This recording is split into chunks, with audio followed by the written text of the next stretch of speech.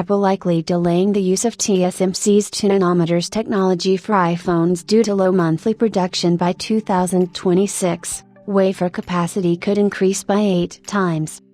The launch of the iPhone 17 family next year with Apple's A19 and A19 Pro on the industry's first 2 nanometers process would give the company a generational advantage like no other, but even the company knows that it needs to stick within the boundaries of reality.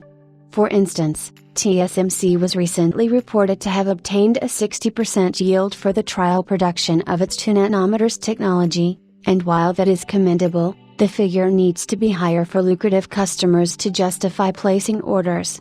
Statistically, mass-producing wafers during the trial phase means that the output would be far too low, and even if TSMC successfully raises that production count next year, the astronomical costs of producing each wafer would not make it feasible for Apple to leverage the technology for its A19 and A19 Pro.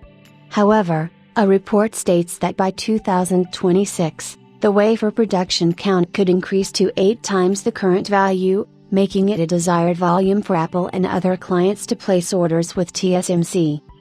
New estimation claims that by 2026, TSMC's monthly 2 nanometers wafer production count will increase to 80,000 units, allowing for the mass production of the A20 and A20 Pro on the cutting-edge lithography previously. Famous analyst Ming-Chi Kuo mentioned that Apple would skip the 2 nanometers technology for the iPhone 17 series and wait for the iPhone 18 launch to introduce the new silicon.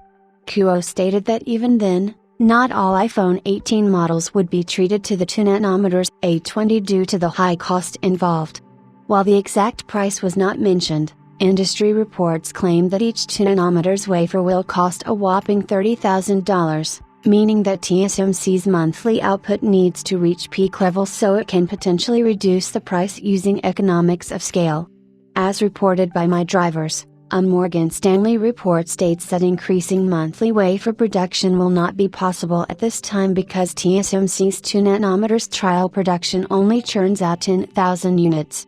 By next year, that figure is expected to reach 50,000 units, and by 2026, TSMC could pump out an impressive 80,000 units, making it sufficient for Apple and others to place orders.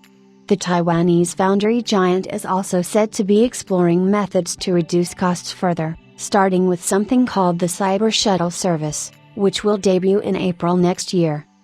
This approach, also known as wafer sharing, will let companies like Apple evaluate their silicon on the same test wafer, leading to increased savings. The Cupertino giant has other plans for 2026 when it unveils the A20 and A20 Pro, as both chipsets are said to feature a new WMCM, wafer-level multi-chip module packaging, optimizing size reduction while improving performance. As for who gets TSMC's initial 2 nanometers shipments, Apple will likely be first in line,